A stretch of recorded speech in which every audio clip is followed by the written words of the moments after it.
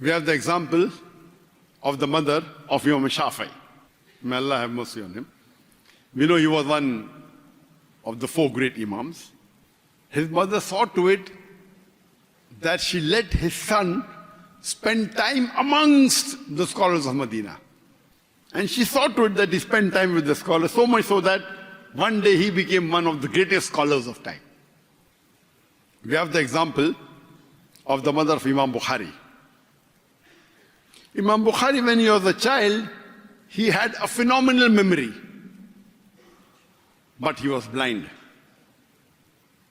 And all the doctors had given up hope that he will never be able to see in his life.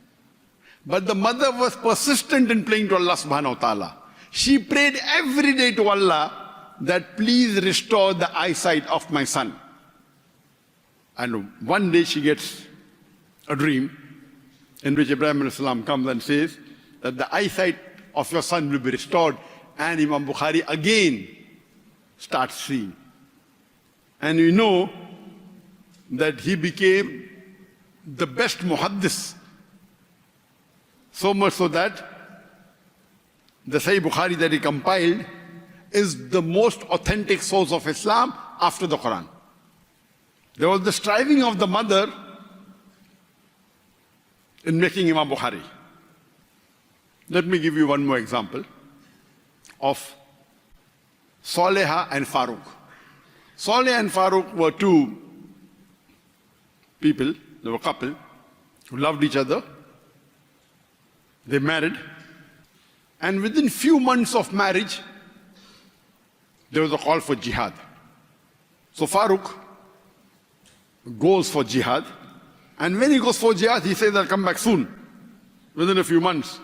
And he gives to Saleha, his wife, 30,000 dinar. Now 30,000 dinar, according to a person in UK, he calculated it, and he says it is equivalent to 2 million pounds. 2 million pounds. Not dollars, pounds. Dollars will be close to $3 million. So he goes for jihad, and few months pass, 1 year, 2 years. After about 2.5 years, somebody comes and tells Saleha that he had seen Farooq, that he was injured and he fell in a ditch. Then few more years pass, and then she thinks that my husband is dead. 30 years later, Farooq, he's alive. He comes back to Medina, but before he goes to his home, he goes to Masjid Nabwi.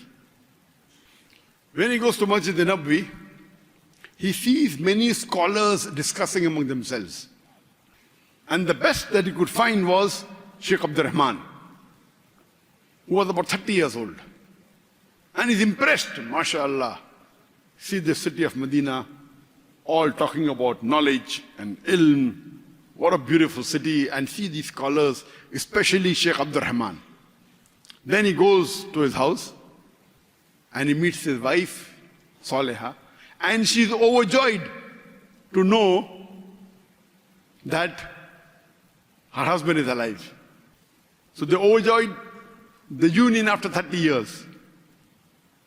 And later on, Farooq asks his wife, you remember I had given you 30,000 dinar and I told you keep it safe, don't spend it? She says, yes, I remember. Where is it?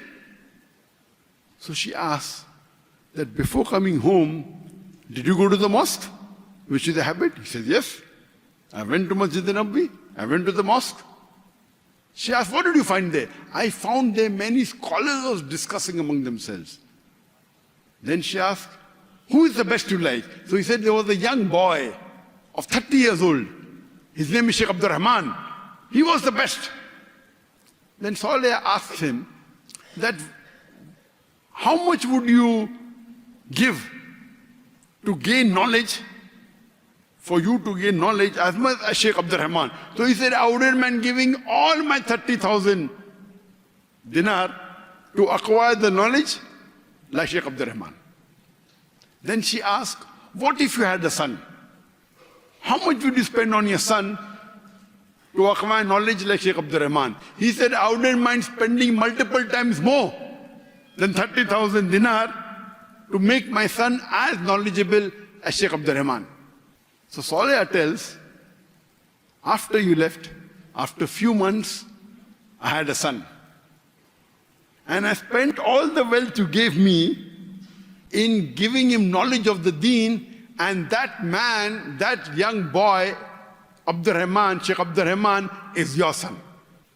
Imagine, both of them love deen. And the mother spends the full saving, not on herself, but on educating her son.